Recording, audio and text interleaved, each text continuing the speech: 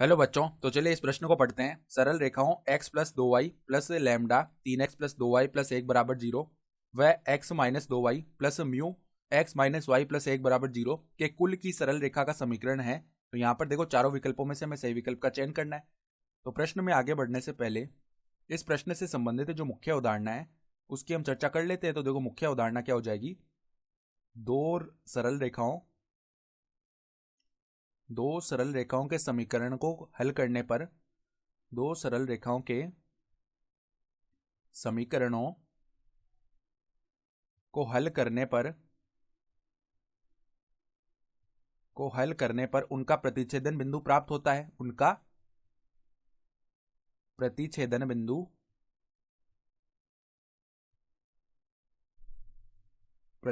बिंदु प्राप्त होता है।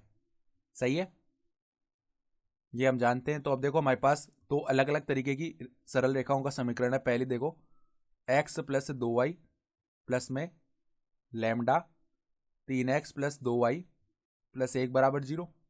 तो ये दो सरल रेखाओं का संयुक्त समीकरण है। कौन कौन सी? देखो, x प्लस 2y बराबर में 0।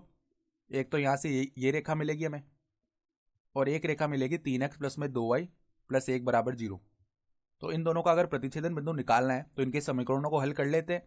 यहाँ से 2y का मान जो है माइनस एक्स आएगा। 2y का मान माइनस एक्स हम दूसरे समीकरण में रख देते हैं।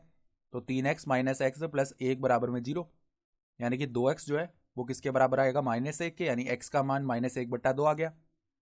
ठीक है, तो x का मान उठाकर यहाँ पे रख देते हैं। तो x बराबर माइनस का 2y बनेगा ना। ठीक है, तो x का मान चलो रख देते हैं यहाँ पे। तो y का मान देखो माइनस x/2 होगा। तो माइनस में देखो x का मान है माइनस 1/2 और इधर 1/2 आ जाएगा, यानी कि y का मान बन गया हमारा 1/4। सही है, ये आ गया।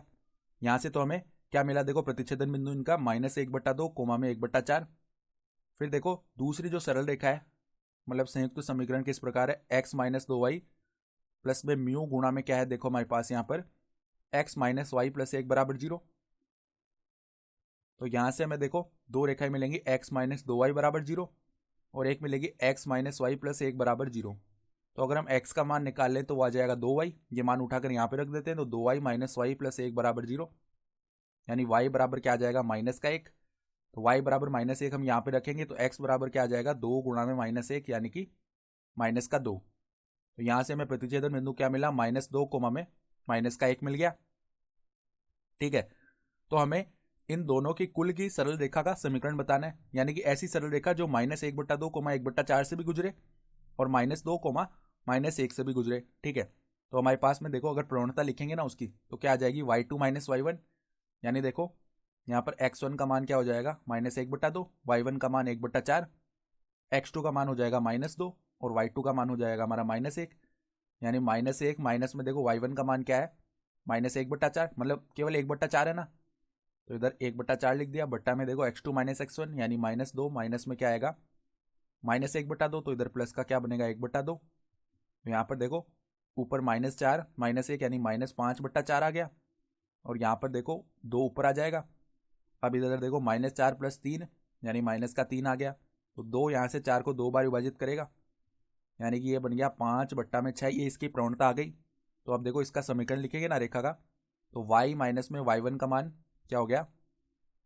देखो एक बार के लिए ये बिंदु ले लेते हैं, -2 कोमा -1। ठीक है, इसके लिए लिखे तो y प्लस 1 बराबर में 5/6 गुणा में x प्लस में 2 ये बनेगा, यानी कि देखो 6y प्लस में 6 बराबर में देखो 5x प्लस में 10, यानी समीकरण क्या बना? 5x माइनस 6y प्लस 4 बराबर 0। यह आया समीकरण। यानी कि अगर हम विकल्प देखें ना, तो विकल्प बी जो है हमारा सही विकल्प आ रहा है। तो आशा करता हूँ कि आपको ये प्रश्न समझ में आया होगा। धन्यवाद।